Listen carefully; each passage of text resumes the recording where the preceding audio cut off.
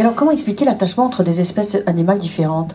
Parce qu'il y a des choses extraordinaires qui se sont produites avec des lionnes, et je crois que c'était une biche, enfin, Alors, une gazelle, une petite gazelle. Ça, c'est Camouniac, hein, Voilà. c'est la lionne Oui, que les Africains ont appelée à un moment Camouniac, la sacrée, oui, oui. parce qu'elle était dans une réserve et l'histoire était tellement jolie, c'est-à-dire qu'elle a adopté une petite antilope orpheline et surtout elle la défendait contre les autres lions. Et donc tout le monde a trouvé ça très joli.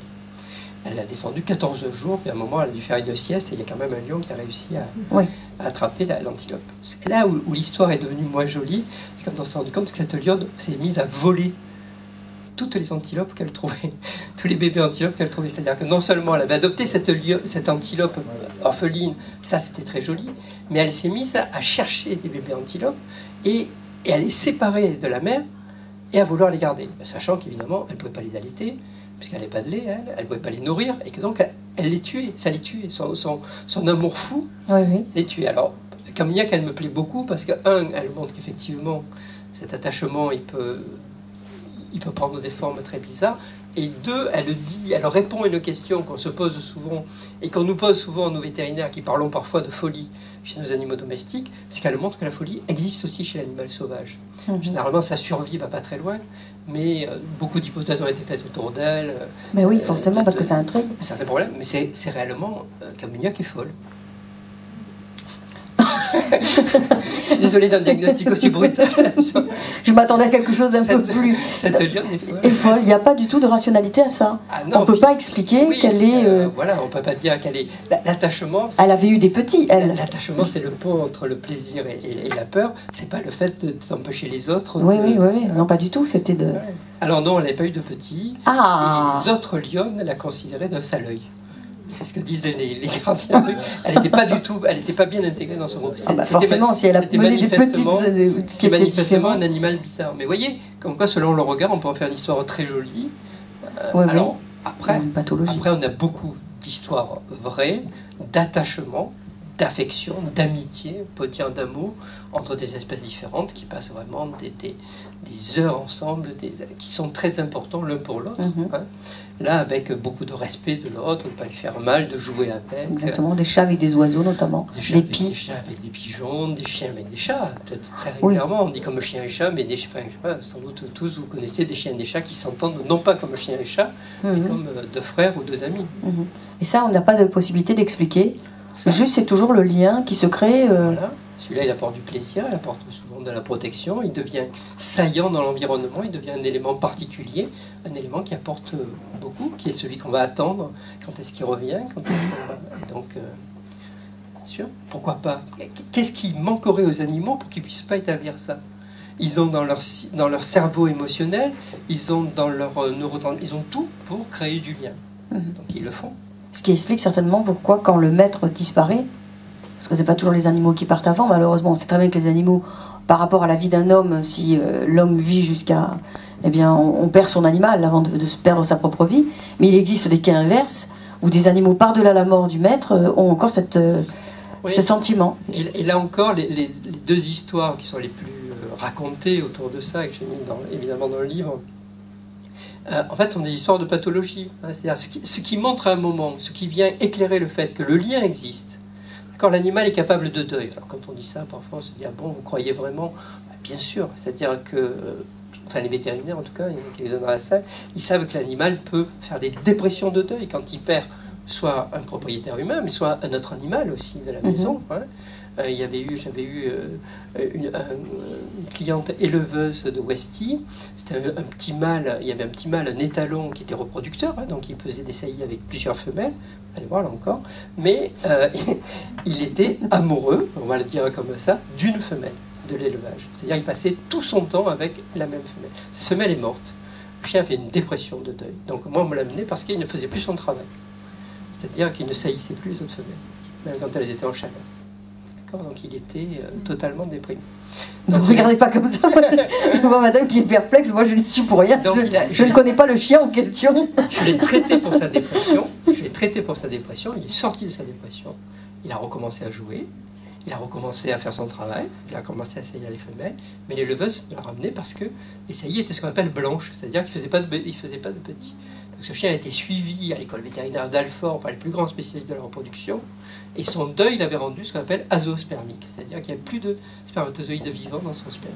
Et il y a quelques cas décrits chez l'homme de dépression de deuil rendant les hommes inféconds, et c'est le seul cas que je connaisse de chien chez qui c'est arrivé. Et oui, alors là, en plus, vu la batterie de tests qu'il avait eu, c'est pas une infection intercurrente, c'est pas autre chose qui peut expliquer ça que la simple dépression. Donc c'est quand même assez. Donc il peut y avoir de la psychologie chez l'animal. Ça peut être assez impressionnant. Et les deux histoires dont vous parliez, c'est le fameux Bobby écossais qui a attendu son maître quand même pendant 13 ans. Oui, voilà. À qui le statut a été élevé, puisque les Écossais ont fait le symbole de la loyauté. Alors que, là encore, c'est malheureux à dire, mais c'est pas normal pour un chien. Et là, si on peut parler, comme pour un humain, de rester bloqué à une phase du deuil qui ne permet pas de réinvestir sur quelqu'un d'autre. Et ce chien, donc, qui était devenu une espèce de vedette nationale, il n'avait pas vécu très longtemps avec son maître, il a vécu 1 an et demi avec son maître. Mais il avait une vie extrêmement réglée.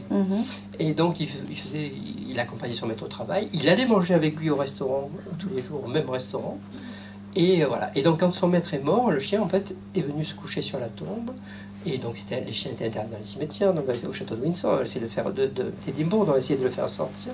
Il est revenu, finalement, il y a eu un décret autorisant le chien à être là. La seule chose qu'il a gardée, c'est d'aller manger au même restaurant, tous les jours. Vers 13h, il allait, le gars le connaissait, il lui servait sa pâtée. Mais tous ceux qui ont essayé de l'adopter, de le faire venir chez eux, se heurtaient au fait que, quand arrivait la nuit tombée, il se mettait à hurler, il voulait absolument rejoindre la tombe de son maître. Donc il n'a jamais pu être adopté, alors que beaucoup de gens ont essayé. Oui, ont essayé, bien sûr. Ce pauvre chien, etc. Et il fallait qu'il fasse ça, et il l'a fait 13 ans, et il est mort dans ces conditions-là. Donc c'est une pathologie. Et pour moi, évidemment, c'est un hyper-attachement. C'est une pathologie, là, c'est quelque chose qui... L'attachement, ça apporte du plaisir, ça protège, et ça permet de s'adapter. C'est aussi un des paradoxes, un des plus jolis paradoxes de l'attachement, c'est que plus on crée un attachement fort, plus on peut partir loin de cet attachement. Ce qu'on explique souvent aux mères pour qui c'est difficile, c'est que si elles ont noué un attachement très sécure avec leur enfant peut partir loin. Parce que ce mécanisme, il est extraordinaire. D'ailleurs, maintenant, on appelle les troubles autour de l'attachement, on les appelle des autonomopathies. Parce qu'en fait, l'attachement, son but, c'est de donner de l'autonomie. Parce qu'il apporte de la sécurité, parce qu'il apporte du plaisir, il permet l'autonomie. Donc, si je suis très, très rassuré, je peux partir loin parce que je sais que si se passe quelque chose, je peux revenir. Bien sûr, oui. Et donc, nos enfants, maintenant, sont de plus en plus, doivent être dans des attachements sécures puisqu'ils partent facilement à l'autre bout du monde. Pas toujours. Parce qu'on en voit aussi qui, pendant des années, disent « moi, je partirai, je ferai », et étrangement, on le retrouve au coin de la rue. Ils ont changé d'arrondissement ou de quartier, mais ils sont pas bien loin, parce que finalement, c'est compliqué aussi. C'est une sorte d'émancipation, de couper le lien, parce que le lien, c'est pas simplement à la naissance, on est bien d'accord. Mais alors, c'est intéressant, cette remarque que vous faites sur plus l'attachement est fort, plus il est finalement sécurisant. Parce que après le reste de la vie, finalement, c'est se détacher en permanence. Parce que, et oui, on a envie de dire que le premier attachement que nous avons, c'est celui qu'on a pour sa mère, parce que celui-là, il est crucial. Et après, il faut bien grandir à sa vie d'homme. Donc, plus nous nous attachons, et plus, en fin de compte, nous mettons à distance de celui ou de celle que nous aimons. Sinon, nous étouffons. La première, vous parlez.